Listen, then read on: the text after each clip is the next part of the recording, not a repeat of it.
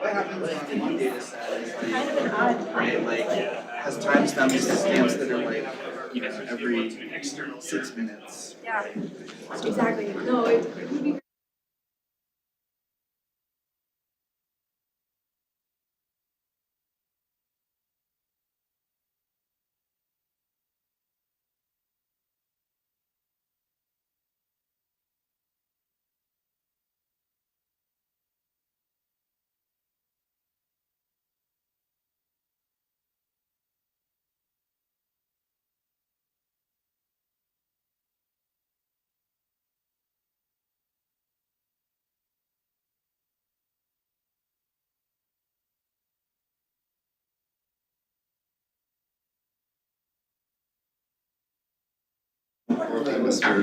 No, it's across. I mean, it's by that amplitude kind of like that. That's so good. The one that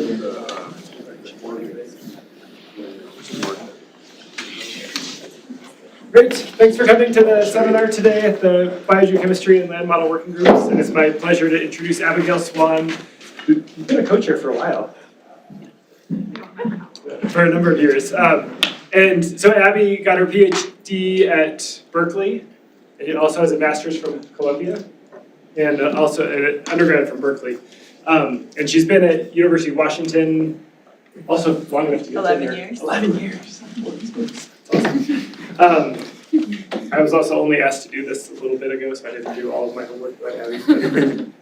But I think really, so, and I think a couple of the interesting things about Abby is she's both in the atmospheric science and the biology department and is an endowed chair, this part I wrote down, in the College of the Environment in Ecosystems and Climate, again at the University of Washington. And so in addition to this kind of joint appointment between biology and atmospheric sciences, Abby also graciously sends us a cadre of incredible graduate students that you have for a long time. I think that speaks volumes to both Abby as a scholar and a person, that she's kind of recruits and retains and then shares with us this awesome group of graduate students who's really improved this CESM project. And so they've gone on to win a number of awards for their contributions to CESM in the Land Model Working Group. And I'm really excited to hear from Abby about a couple of bottle runs and carbon cycle work coming up for CMIP 7. All right, thanks Will, and thanks for the invitation to present today. So Will gave me a task, which is to make a case for emissions-driven approach for projecting future climate, which is something I'm very interested in.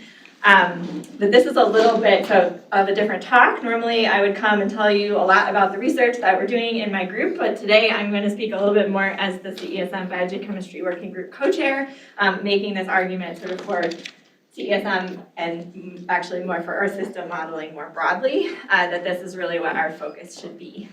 So a lot of this work is actually primarily led by other folks, Carly Coven and Ben Sanderson, also so a little bit about what Greta Schum is up to in my group, and drawing on experiments from the flat 10 MIP and the sustained SMIP. So this has been a conversation with a lot of people, and like I said, a little bit of a different talk for me. This is the image you get if you ask the DALL-E image generator to tell us what this title means. Okay, so we're going to start by getting everybody on the same page about why we're talking about emissions-driven simulations. So humans have emitted carbon from fossil fuel and land use for a long time. This is the plot from the Global Carbon Project showing the estimated emissions from fossil fuel and land use going back to the beginning of the Industrial Revolution. You can see it's increased a lot over time, but basically this is all carbon that's been dumped into the atmosphere. So humans dumped this carbon into the atmosphere, and the atmospheric concentration of CO2 is going up as a result of all this carbon. So baseline, we put CO2 in the atmosphere in the atmosphere went up. This is the observation of CO2 from Mauna Loa. Probably nearly everyone will have seen this graph in some form in the past, but we can both learn a lot from it, and also it shows us in combination with other information that we know that fossil fuel carbon is making the atmosphere have more CO2 in it. And the focus of a lot of work within CGD is what are the implications of this? What does this do to climate? How does this affect the physical climate? What are going to be all of the impacts that humans will feel? And so that is really the big picture motivation. I wanted to do just a very small aside on carbon units because they are confusing. You will see units of mass of carbon in both petagrams and gigatons. They are the same, conveniently. They're both 10 to the 15th grams of carbon, so that's nice. Sometimes people will also use gigatons of CO2 where they add in the weight of the CO2. I will try not to show those numbers, but you will see them out there. It's off by the factor of the ratio of the mass weights, 3.667. We'll also be looking at carbon as a mixing ratio in the atmosphere, so of parts per million, that's what that observation at Mauna Loa is, what's the mixing ratio of CO2.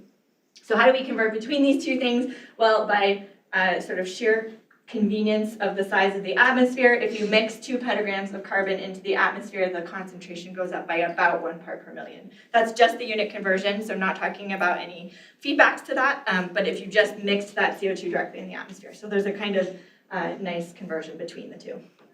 Okay, so we've got pools and we've got fluxes and we've got mixing ratios. So where is carbon on Earth now? Well, we look at sort of 4 main systems for where the carbon is. These would be the pools of carbon. In the atmosphere, we have about 800 gigatons of carbon. CO2 concentration's about 400 ppm. We've got carbon in rocks, 3,500 gigatons, plants and soil, about 2,300, and in the ocean, we've got 38,000. So almost all of the carbon pool is in the ocean. It's all in the deep ocean. Old water in the deep ocean that has accumulated a lot of carbon. But we're going to care not just about where the carbon is, we're going to care about where it's moving and how much is moving in different ways. So what are the fluxes of carbon that we need to worry about in the system? Well, first we've got fossil fuel emissions. That is basically taking rocks and burning them and sticking that carbon into the atmosphere. So old dead squished plants, mostly in rocks, then get burned and put back into the atmosphere. That's the majority of the human flux of carbon into the atmosphere is coming from those fossil fuel emissions. Rocks also take up carbon, but those timescales are really slow for what we're going to be talking about today, so we're not going to worry about them. For plants and soil, carbon is being removed from the atmosphere and put into plants and soil through photosynthesis, through the fixation of carbon into sugars, and then transferring between different pools. So photosynthesis is controlling that, the removal from the atmosphere, or the sink. And respiration is returning that carbon back to the atmosphere as decomposition happens and those organic carbons are broken down and CO2 is released. So we've got these 2 biological processes that are controlling the in and out. These 2 fluxes are both large and they're similar in size, and so to know the net flux into or out of land, you've got to take the difference between 2 really large numbers, which is always hard to do well. So one of the reasons why the net flux for both land and ocean is hard to assess is because the gross fluxes are really big, and we're taking the tiny difference between 2 very large numbers. The ocean has some more processes that are involved. So first, to get carbon into the ocean, it's got to get through the air-sea boundary. So we have things that control the air-sea flux of carbon. How windy is it? What's the rate at which you can actually get gas into the water? Then once you get CO2 into the surface waters, a lot of it's going to be quickly turned into other molecules through carbonate chemistry. So only about 1% of all the carbon that goes into the carbonate chemistry system is in the form of CO2, and the rest of it's in carbonate and bicarbonate. And that is really the majority of the reason why the ocean's got so much carbon in it, is because it is putting it into these other constituents. And so just that 1% of the CO2 is going to then be equilibrating across that air-sea boundary. The ocean also has photosynthesis and respiration, and that is happening quickly and in rapid recycling in the surface ocean layer. For that carbon to actually get stored in the ocean, it has to leave the surface ocean and go into the deep ocean, and so basically organic matter has to sink out of the ocean into deeper waters. And so the combination of those things is how you get a lot of the carbon into the ocean. But I want to make a point here, which is that if we're thinking about where is the anthropogenic carbon gone, the land uptake of anthropogenic carbon really depends entirely on biological processes. And you can already guess that doing biological processes well in models is going to be hard, or even just understanding what they should be. By contrast, the ocean uptake of anthropogenic carbon is controlled mostly by physics and chemistry. So the total amount of carbon in the ocean has a large biological component, but this anthropogenic uptake a lot of it is going to be this physics of chemistry of the circulation of the carbonate chemistry system. And that's going to change our uncertainty in how well we think we understand those processes. Okay, so only about half of that fossil fuel emitted carbon has stayed in the atmosphere. This is a plot showing starting in the early 70s, and we've got the Mauna Loa record in black. This is the increase in carbon in the atmosphere each year from Mauna Loa. That's how much carbon's actually gone into the atmosphere additionally each year. But the red line is showing what the fossil fuel emissions have been in the same units. And so the difference between these two lines, shown by the pink arrow, is all the carbon that's been removed from the atmosphere by land and ocean sinks. So only about half of it has stayed there, and the other half has gone somewhere else in the system. And we need to understand where it's gone and what's controlling it in order to think about what carbon dioxide concentration will be in the future, and therefore what climate will look like. So that's the same plot on the top there, and now on the bottom I have what we call the airborne fraction, which is just the ratio of these two things. And it's showing that, well, one, it's about half average, but it has huge interannual variability. So we see that about half of the carbon stays in the atmosphere, but that it's bouncing around a lot year to year. And so those different processes that are controlling what those sources and sinks are, they are really variable in time, even though we know that overall it seems to be about half of it going away. So this also suggests this is going to be a hard problem to pin down. So if we put this all together over the whole industrial period, we can say what is our best guess of where the carbon has come from and where it has gone. So these bars on the, let's see if we can do a cursor, the bars here on the left are showing those fossil fuel and land use emissions estimated by the Global Carbon Project, starting from a concentration in the pre-industrial of 286 parts per million. You add all this CO2 up to present. And then we know that the atmosphere now is here at 415 parts per million. So the rest of it, the part that's gone away, that half of it that's missing, has gone into land and ocean. And this is the best guess of the breakdown between how much has gone into land and how much has gone into ocean. It's roughly even, not exactly. But so this is assessing the historical period. Where has it gone in the past? Can we understand why that is? But a really big question for using models like CESM to project future scenarios is where will the future CO2 emissions go? And so how do we actually assess this? I'm going to show you what is an overly complicated, in my opinion, diagram from the IPCC about how we make projections of future climate. This was how they chose to represent it, and I'm going to start covering things up because there's too much here. But basically, to start with, they use different models for emissions, concentrations, and climate projections. So that's what's shown across the bottom here. We use models of what will the GDP be, or the population, or the technology, and then does that make emissions, and how does that translate into concentrations of greenhouse gases? What are then the climate projections? This is probably what a lot of us focus on here. Geophysical impacts, and then human impacts over here on the right. So I want to focus in specifically on this last bit here of what is going into these climate projections. And so this is where we see our Earth system and general circulation models. This is where they're living, right? And how do we produce projections of the physical climate state under assumptions about what choices we will all make about emissions? But I want to make the point here that this is driven by how much, well, let's just stick with CO2, but how much greenhouse gases, but what is the concentration of CO2 in the atmosphere, largely, is what then dictates not all of, but a lot of what we would project for future climate. These scenarios obviously include all kinds of other things, including aerosols, et cetera. But how are these scenarios actually produced? Well, integrated assessment models are used to generate emissions based on economic drivers. And this is showing the carbon dioxide emissions in gigatons carbon per year for the different scenarios from the last round of the IPCC. So we have a really high emission scenario SSP 585 here, here's 37, and then we have some of the ones that have more reductions in emissions lower down here. But the point I want to make is that policy dictates emissions, not concentrations. So the things that we're actually deciding when we think about, or these integrated assessment models are deciding, is how do we link economics to emissions? How do we figure out how much fuel gets burned, or what the land use changes are, and then what does that translate into in terms of an emission in gigatons carbon per year?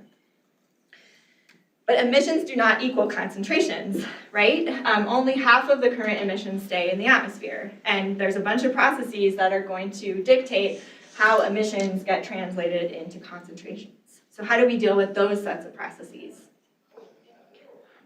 Well, in the IPCC context, if we go back to this diagram and we look at what is producing the concentrations right here, we have reduced complexity and gas cycle models. So we're using some simpler models to translate from the integrated assessment models production of emissions and translate that into what CO2 concentrations will look like in the atmosphere. And that looks like this. So we've got the emissions on the left, and this is then the concentration profiles that were generated and given to Earth system models to run all of those scenarios. And the really big point here is that this requires an assumption about how sources and sinks of carbon function under a changing climate. Because to get the concentrations, you have to make assumptions about sources and sinks. And spoiler alert, I'm going to argue that we should do that step within Earth system models as well. Okay, so we've got concentrations, and now this is the part we're probably more familiar with. We take those concentrations and we run climate models like CESM, and we say, what is the global surface temperature change, or any other metric of climate, and that's where we get these spreads and the light colors from looking at many different models running these scenarios. And we predict things about the physical climate system, like temperature. And so that, you could argue, is sort of like the goal of this process is to produce these physical climate projections and then use those to think about impacts. And we're doing that by taking this step with a simple model in between emissions and concentrations. Okay, so a very nice sort of emergent feature that we've learned out of more recent iterations of CMIP is that it appears in climate models that global surface temperature increase scales linearly with cumulative emissions of carbon. So what you can see here is that we've got several different scenarios. But as the scenarios extend out to further increases in emissions, the slope of this line, the relationship between the cumulative amount of carbon that's emitted and the surface temperature increase is kind of about the same. And so this suggests that we could know a lot about surface temperature if we know something about emissions, which would be very convenient, kind of skips over a lot of other stuff we might need to figure out about the climate system. The slope of this line is called the transient climate response to cumulative CO2 emissions, or in this case, the effective TCRE. So you can think about it as sort of how much warming do you get for a certain amount of carbon. And so this is convenient, and we can hopefully use this to sort of translate between physical climate impacts and what's happening with emissions. But like I said, we use this simple model in between the emissions and the concentrations. And many Earth system models can calculate the full carbon cycle and have since CMIP 3. So this isn't brand new. And there's CSM 1 in the green line there. This is the Platt from Friedlingstein et al. 2006, so the first C4 MIP intercomparison, looking at the atmospheric CO2 concentrations for these fully coupled carbon cycles. This means that they're predicting their own sources and sinks of carbon for land and ocean, and that is leading to an emergent CO2 concentration in the atmosphere based on those emissions. But it turns out many Earth system models can do this, but we're still running them in a mode where we're specifying concentrations. It turns out we can flip that around and we can say, okay, we specified the concentrations, what are the emissions that these models think they should have had to match those concentrations? So this plot is from a paper that Ben Sanderson is leading, sort of back calculating what would the emissions be. These are two different scenarios, so 4.5 on the left and 3.7 on the right. And the different colors are different Earth system models that say this is what I think the emissions were to match this concentration profile that I was given. But the black line is what the concentration or the emissions that were actually specified. And so these Earth system models, it's not internally consistent. They have different sources and sinks that are happening compared to what the integrated assessment models are assuming the sources and sinks would be in order to translate from emissions to concentrations. So again, the argument for CMIP7 is to have this primary focus on emissions-driven simulations, partly to get around this as one of the problems is that let the models have self-consistent carbon cycles. So many of them can do this, but you'll notice there's a pretty large spread. So this is the same plot as before, but you can see that the spread across the same emissions trajectory is about 200 parts per million in the atmosphere. So really big differences in how much CO2 these models think they have. This is a CMIP3 era. We can update to the CMIP5 era. And we still have a spread of about 250 parts per million. So these simple climate models are used to provide one estimate of concentration, but these Earth system models are suggesting there should be a much wider spread of concentrations that are consistent with these emissions. So not only are the sources and sinks different, but how that translates into concentrations is a pretty wide spread. So a cross-model spread is actually due largely to differences in land fluxes of carbon. So now we're looking at cumulative atmosphere land flux over time. These are scenarios where we're increasing emissions over time. And I scaled this ocean plot because they didn't put it on the same y-axis so it looks squished, but that's so we can compare these two against each other.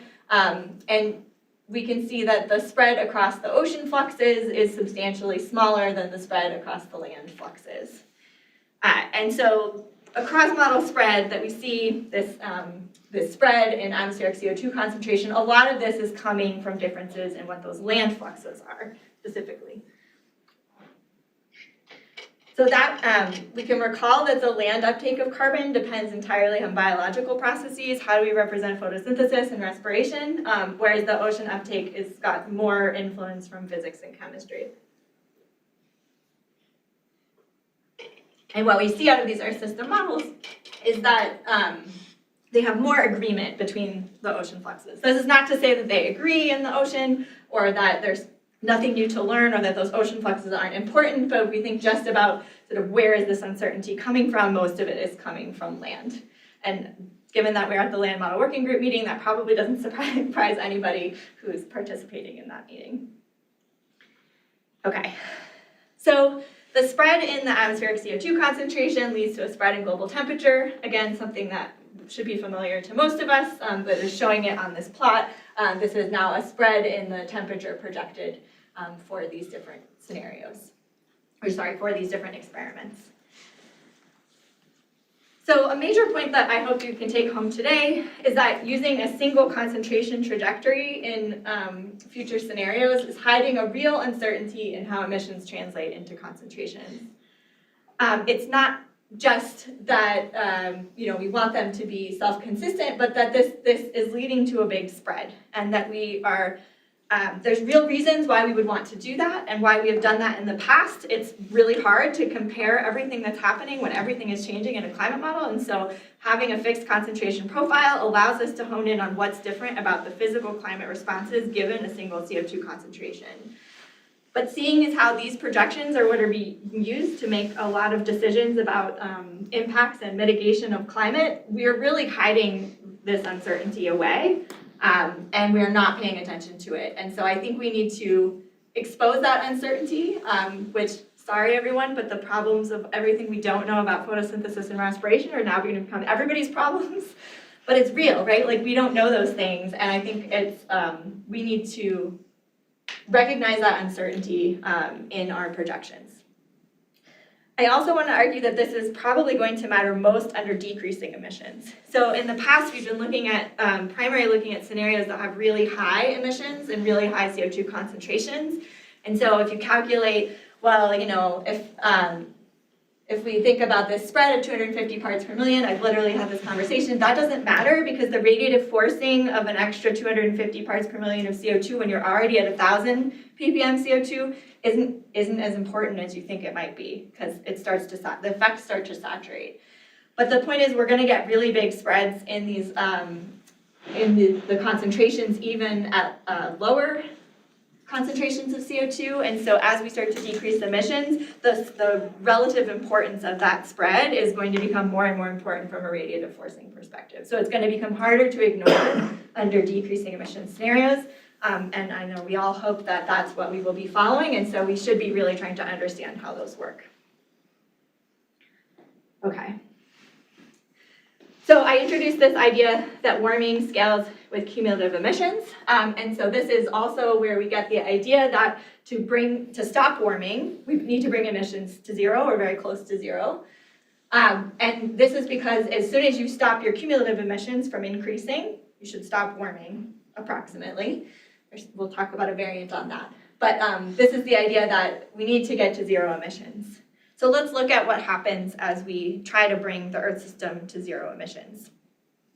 So here's the concentrate or the emission profile we're going to follow. So this is CO2 emissions and carbon fluxes. We're going to go up on this curve and then come back down. And I'll be showing you some results that Charlie Coben led a paper where we used CESM to look at what's happening to all these parts of the carbon cycle under decreasing emissions. So first, let's start with just the beginning of this graph. We're going to start with, I'll just call it quote unquote now, but basically increasing emissions. We're in this regime of emissions going up. So first we put CO2 into the system, so let's talk about where it goes. Well, first, we know from the real world that we dump carbon into the atmosphere, and some of the atmospheric CO2 goes up. It doesn't go up as much as the amount of carbon that we dumped in the atmosphere, only about half as much. So this pink line is the atmospheric growth rate. That's the increase in CO2 in the atmosphere due to this emission of carbon. So that makes sense. It's about half, sort of meets our expectations. We can look, because it's CESM, we know where all the carbon is going. We can look at where in the system the carbon has gone. And also consistent approximately with the real world, we have about half of it going into land and about half of it going into ocean. And so of that pink wedge, we about half land, half ocean. That also kind of makes sense. So if we add the green line and the blue line together, we get the orange line. That's the total sink into land and ocean. And if you add the pink line and the orange line, you get back to the emissions. So we have an airborne fraction of about half, and we have about half of our sink going into each of our land and ocean pools. So now we want to look at what happens when we turn emissions around and bring them down to zero, just like we hope that we are doing in the real world. So we're going to have some major decarbonization efforts, and we're going to end up at zero emissions here at the end of our curve. What happens to our land and ocean sinks? Well, they go up for a while, and then they start to slow down a bit. You can see they're still above zero, so we still have land and ocean sinks, but they're starting to slow down as those emissions decrease. One way to think about this is just, the rate at which the increase of CO2 in the atmosphere is going up. The gradient is not as big, perhaps, between the sinks are operating really effectively, and so they're drawing that carbon down. That gradient gets a little bit smaller, so it doesn't drive it in quite as quickly. We can add those together. We can, all kinds of interesting things, and if anybody wants to analyze these runs in more detail, we haven't really dug into all the things that could be happening on land and ocean, but ocean starts decreasing a little bit before land lasts a little bit longer, etc. So interesting things to think about, but from this perspective, we're interested in sort of what's going on with the total carbon cycle. So our total sink is here in the orange. That's the sum of the blue and the green lines, and again, you can see the total sink goes up for a while and then starts to slow down, turns around and starts to slow down. And so this is our total sink, and so to get back to the emissions line, we need to know how much of it is left over in the atmosphere, and here's the atmospheric CO2 concentration. So it was also rising for a while, and then it stops rising, and the atmospheric growth rate is slowing down, so it's not going up as fast in the atmosphere, and then you can see it actually starts declining here. It hits zero, and so the atmosphere starts decreasing the amount of carbon that it has. in it. Again, super interesting dynamics to dig into that we're not going to do today. So let's focus in on this atmospheric growth rate. So here we have that atmospheric CO2 growth rate on the left. That's how much carbon is getting added to the atmosphere each year. And on the right, I plotted the concentration, so CO2 concentration in parts per million. And the emissions plotted on here. Again, cumulative emissions. So you can see that the CO2 is going up along with emissions, but it actually stops going up before the emissions get to zero. So that's a little bit interesting. The atmospheric CO2 actually stops increasing before you get to zero in CESM. And along with that, we can see that temperature goes up. So this red line is now looking at global surface temperature. And it also actually, if we looked at this whole curve, we also went into negative emissions in this paper, but I'm just going to show you this part of it today. And so there's some really interesting things to think about of, what about the carbon dynamics is causing the atmospheric CO2 to peak before the emissions and therefore temperature to also peak before the emissions. I'll talk just a little bit about that. But a major point to make here is that this is one model, this is CESM2, and other models will almost certainly project different land and ocean sinks, and so they will have a different CO2 and climate response to this emissions profile.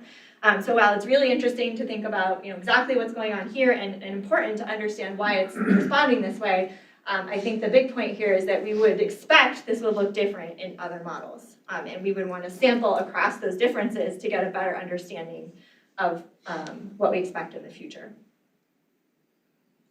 Okay, so we talked about what happens to atmospheric CO2 concentrations and temperature when you get to the point of zero emissions here.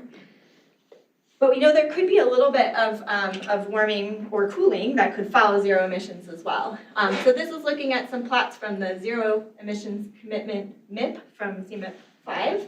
And so what they're looking at is this is the point of zero emissions here on the x-axis, and the atmospheric CO2 concentration when you get to zero emissions is decreasing. And those are those sinks operating to remove CO2 from the atmosphere. So everything's normalized to their concentration at zero. And then we can look at how temperature proceeds in the same time period. So again, this is the point of zero emissions at zero, and then looking at the same set of Earth system models and what their temperatures are going out here just 100 years after zero emissions. And the IPCC assessed likely range is this red arrow, which is plus or minus 0.3 with a mean of 0 at 50 years past zero emissions. So one big takeaway here is that there's a lot of variability and possibly a lot of spread, and not that many climate models did, only I think about 8 climate models did these experiments. And so do we really know what this zero emissions commitment is, or do we understand really what's controlling it? So one of the arguments here for why we need emissions-driven runs is that these two metrics, this transient climate response to emissions and this zero emissions commitment, basically how much should you warm for cumulative emissions and how much warming will you get after you get to zero emissions, are two pretty important metrics for how to think about a future climate state where we're decreasing emissions. And carbon cycle processes affect these two things, and we don't have a great handle on how much they affect them or why. So using the inspiration from Charlie Coven's work with CESM, we also ran a series of FAIR experiments. So this FAIR is a simple climate model emulator. It actually just has 4 timescales for carbon, but we could run 1,000 of these scenarios with different choices of parameters. In this scenario where the carbon emissions go up and then come back down to 0. So this is looking at temperature of the whole ensemble here on the top with this gray spread. And what we found is the spread in this warming at the point of 0 emissions is really related to the TCRE of that particular version of FAIR with those parameters. So how much you warm is a function of TCRE. That makes sense, right? That's cumulative emissions versus temperature. And the timing of the warming, how much the warming peaks either before or after the point of 0 emissions, is related to this zero emissions commitment. And so these seem to be metrics that are telling us what our expected pathway of temperature is going to be, how hot is it going to get, and how fast is the temperature going to turn over as a function of these two metrics that we can quantify. So a take-home point that I haven't totally demonstrated, but I think you can see why this is likely the case, is that TCRE and ZEC are likely to depend on carbon cycling rates, and we have not quantified that well. So how much will TCRE change if we make different assumptions about carbon cycling? And I just think we don't even really know that, or we're just starting to learn that now. Okay, so let's walk through what these two things look like together. So back to our TCRE plot here, where we have cumulative emissions on the x-axis and warming on the y-axis. I'm going to translate this into a simple plot with approximately the same axes. Okay, so here is our cumulative emissions and our temperature increase, approximately looking like the one from the 5th assessment report. This is just the transient climate response to emissions, but you could think about what's your eventual temperature going to be after you get to zero emissions. It's actually this TCRE plus ZEC. So you could add the zero emissions commitment to the end of your TCRE line, and that would be your eventual expected temperature. And so this, it would be here if ZEC was bigger than zero, but it could also be down here if ZEC is less than zero. We don't know if ZEC is positive or negative. It's going to be some temperature adjustment after we get to zero emissions. So this is how these two things, you can put them together to think about what is the eventual temperature that we expect to get.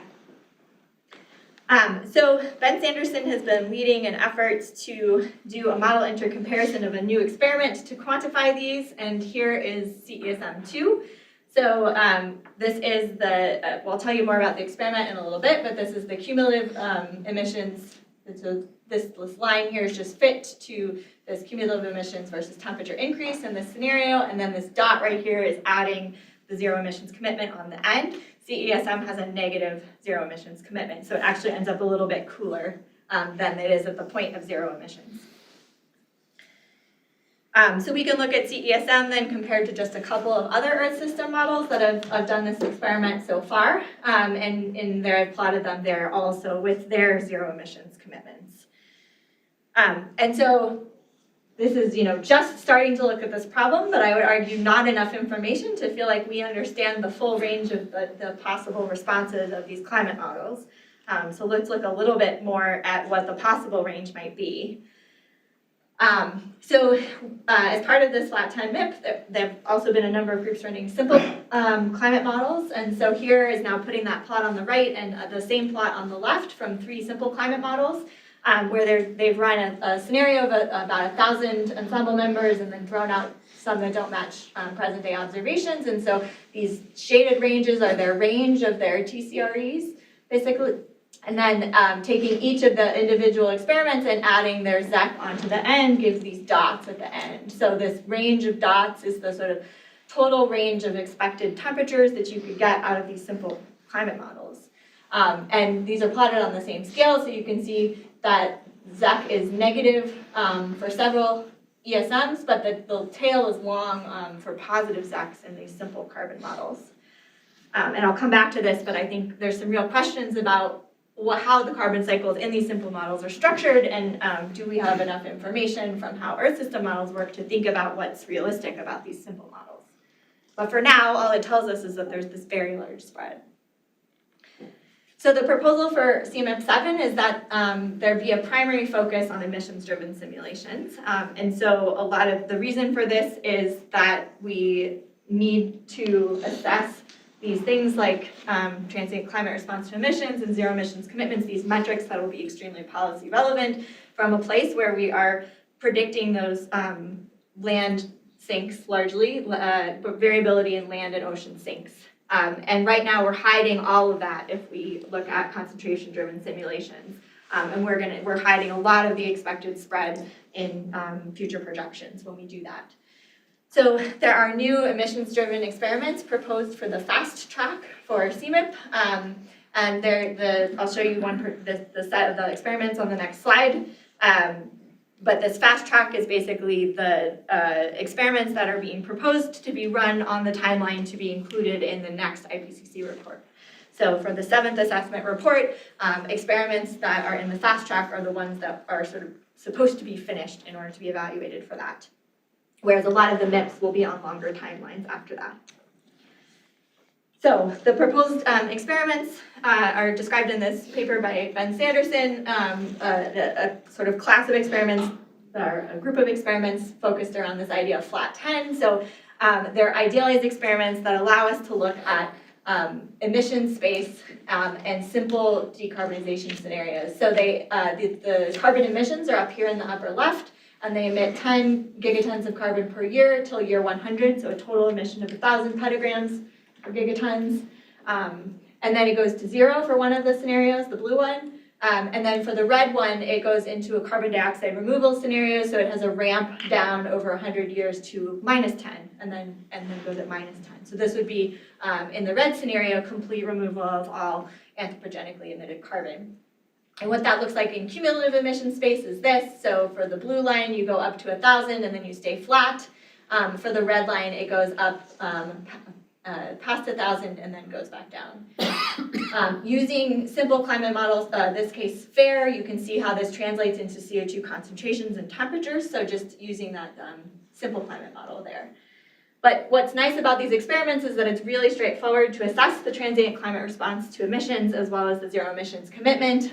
You can just look, this is your point of zero emissions for the blue line right here, and you can look at exactly what those metrics are in a very simplified way.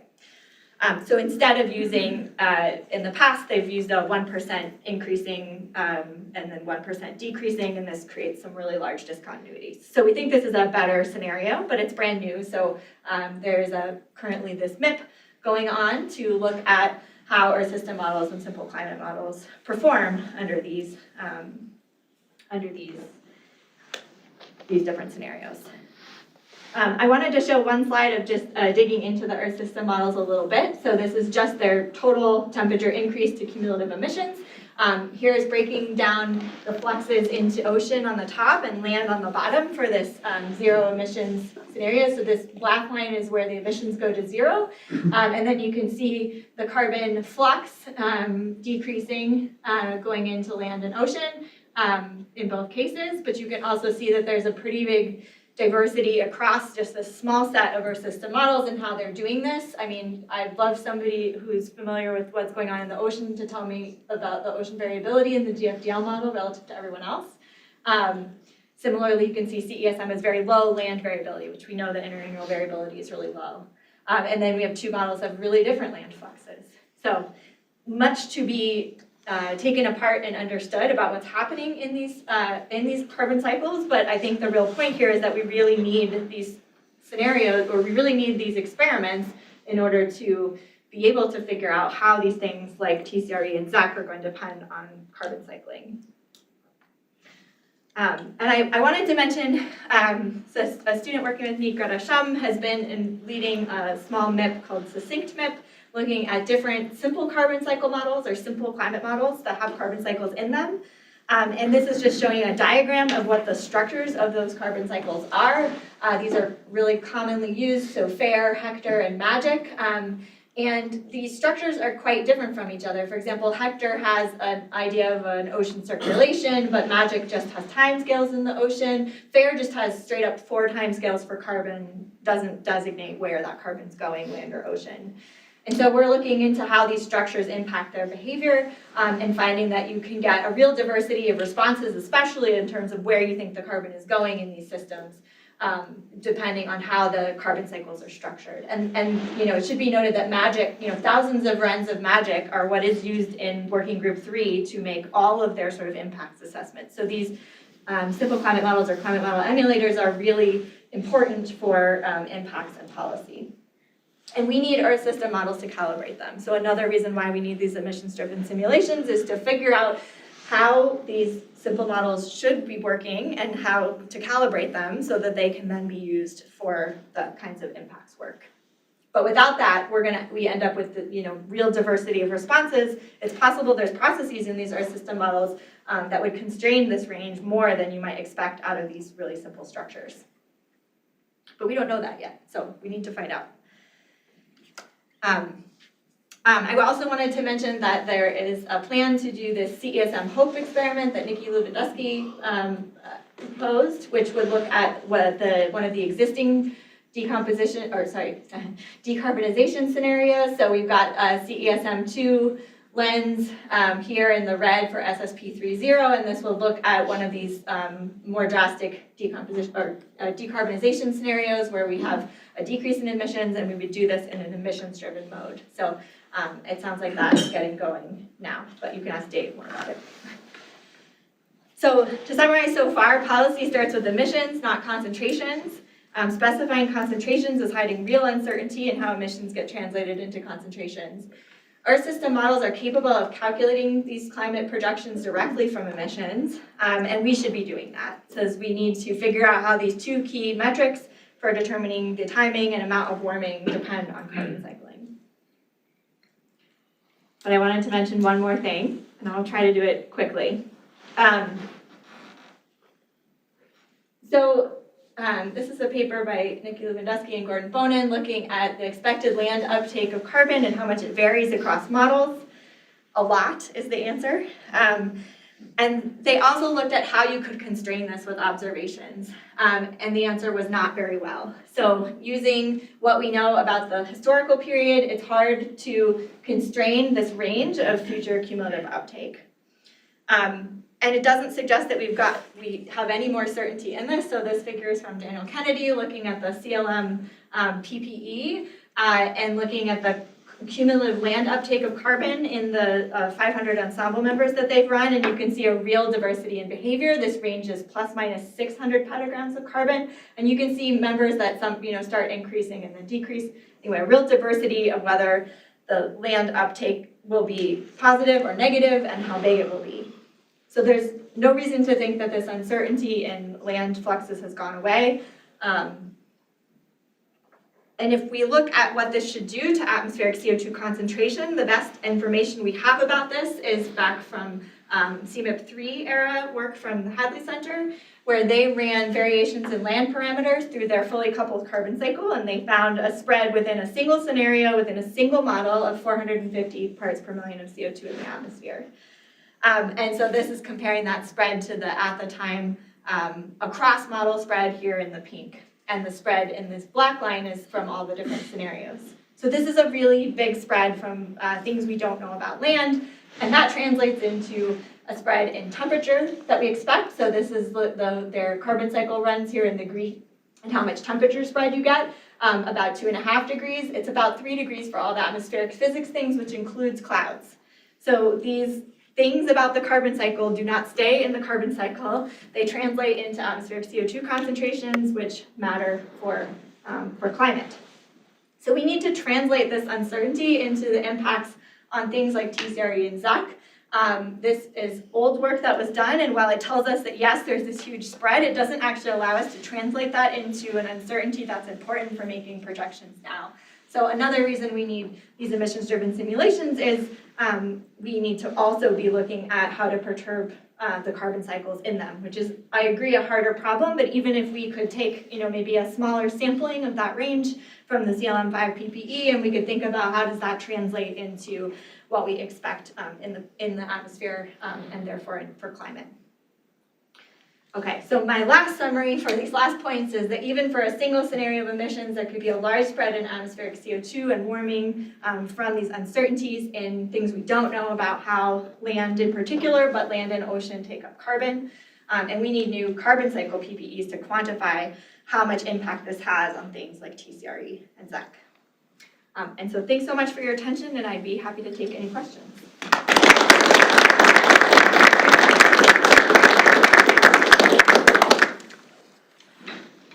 Questions online or from the audience here? Yeah, Isla. I'm just wondering what you think the chances are of reproducing historical concentrations, and should there be some threshold of tolerance where you throw out models that don't do that? Yeah, so if we let all of the Earth system models make their own CO2 concentrations, they're not all going to perfectly match observations. And we know atmospheric CO2 concentration pretty well for part of the historical period. And so, yes, I think we have to come up with what is our tolerance on that. And I see people complaining that, they can't tolerate a 10 ppm difference or a 20 ppm difference, but then they're like, but it doesn't matter in the future when it's 60 ppm different. So I don't know, we have to have that conversation about what our tolerance is for Earth system models, and I assume that Earth system modeling groups will be using that then as a metric that they would be evaluating their historical simulations against. Yeah, Brett? Can I, if I can, I'll make a comment and then ask a question. My comment is something I think you probably would have said if you had time, but the point from Nikki and Gordon's paper that the observations didn't reduce the spread that much was using just the growth rate of atmospheric CO2 as the observation. There are lots of other things we can measure, like the north-south distribution of land Yes. sinks or seasonal cycles that might tell us about the I would processes. say great point from Brent. There are other observations we can bring to the problem, and we Yeah. should. And if we're representing more different things in these models, we have more possibilities of things we could constrain. So I can ask a question. I'm trying to think about how the kind of impulse response models represent land sinks for, say, fertilization versus regrowth. So if the biosphere just gets bigger because of fertilization and then CO2 in the atmosphere starts going down, that CO2 should probably come back out because respiration is now higher. And so that, I think, could be represented by just a response time. But if you have regrowth, like from prior logging, or say climate change causes forests in the Arctic to spring up, reducing CO2 in my mind, doesn't mean that CO2 is going to be lost again. So in terms of negative emission scenarios, I would think those would be two big alternative futures that might not be captured by the simple models. But I was wondering what you thought about that. Totally not captured by the simple models, right? Yeah, they're not able to do that. Most of them have only a single land biosphere. So, leaves live wood, detritus, and soil. So they're not representing anything that has any idea about spatial regrowth. They might have some fertilization factor and some factor on respiration that scales with temperature, but it's pretty simple. And so, yeah, you absolutely need to take the Earth system models and try your best to figure out what's happening with changes in plant distributions, and then figure out how to throw out or falsify or maybe fit these simple models. Yep, Anna. Yeah, thanks. So I have a question. I hope I can phrase it right because it's making my head kind of hurt. But I'm thinking about like the majority of scenarios that have emissions reductions and get to net zero or negative emissions, they're relying heavily on land to remove that carbon. So actually the emissions from like fossil fuels and stuff might be slightly positive. So does that have any implication for like how like setting up future scenarios, simulations, like do we expect maybe a slightly different response if we do a ZEC MIP that's like not ZEC, but 10, I don't know, some small. Right. If there was a positive small emissions, positive emissions as Right. opposed to exactly zero. I mean, I guess we would have to try it to find out, but I think the clarity of having it go to zero and being able to calculate, you can then also calculate the timescales of response out of the Earth system models and see how well you can capture the response from just timescales. I mean, there's just a lot of things you can do by keeping it really simple, but it's a great question of how much those so if you run all of the scenarios emissions driven, which is also the argument here, is not just to have these simple ones, but to do all the complicated ones that way also, then you're going to start exposing how they behave differently under the more complex scenarios. Yeah. Thanks. I'm letting Will lead the questions here. Sorry, I was looking, I can't see if there's anything on mine. Keith, go ahead. On your previous slide, when you were saying using the ESMs to calibrate the simple models, that makes it sound like you trust the ESMs. And given the big spread that you're seeing, does that make sense to be doing that? Well, that's what they do now. They use ESMs to calibrate their They sure future? do. Yeah, these 4 timescales out of FAIR come out of the Yoast pulse experiments from like 2013. And they said, cool, we stuck a plug of CO2 in the atmosphere and we got some timescales out of that, and then they stick them into FAIR. That was probably CSM1. Yeah, and then they, but you could run thousands of these and compare them against some observations in the historical period and throw some of them out. But yes, I hear your point, which is that we don't trust the Earth system models either to have captured what we really think is going to happen.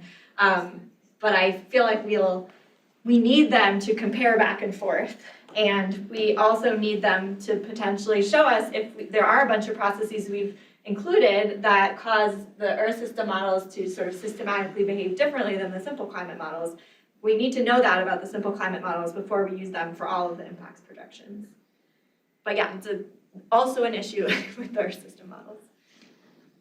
Peter? Thanks, Abby. This has been a great talk. I'm wondering about just simple messaging, because like when we talk about TCRE, when we put it into like, the IPCC and we say it's this linear relationship, and then we then confronted with the, the uncertainties and the complexity of different models having very different TCRE lines, and just how do we message that to policymakers at a level of saying, well, what do we know about the carbon cycle? And what do we know about future sort of actions, such as like reforestation, afforestation, or carbon offsets?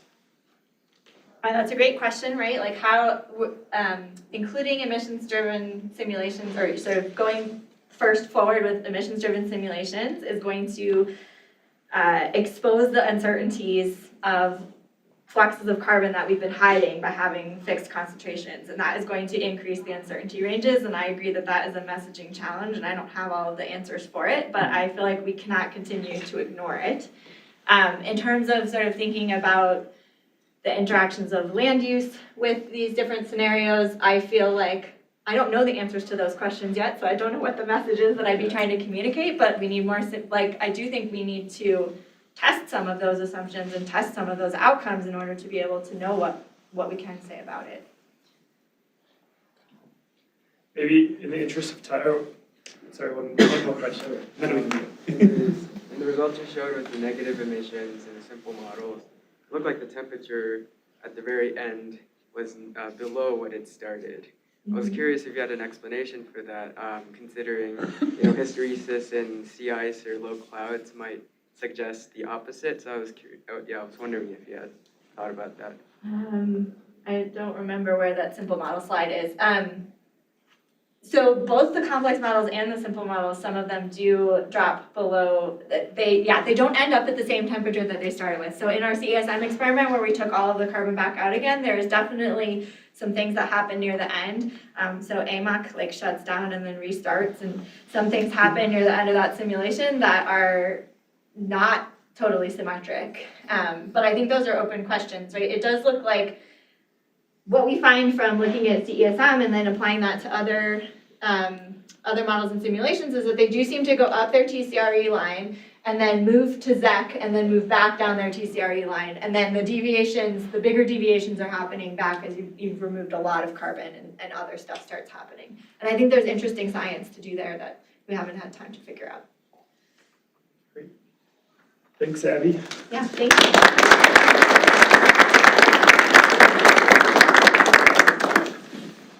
Next. Yep, and I can't remember what time that, no, he's coming back, one maybe? I'm gonna unplug all of this. Can I do that? Exciting. So, that's 130 years. Yeah, there's a lot of. And,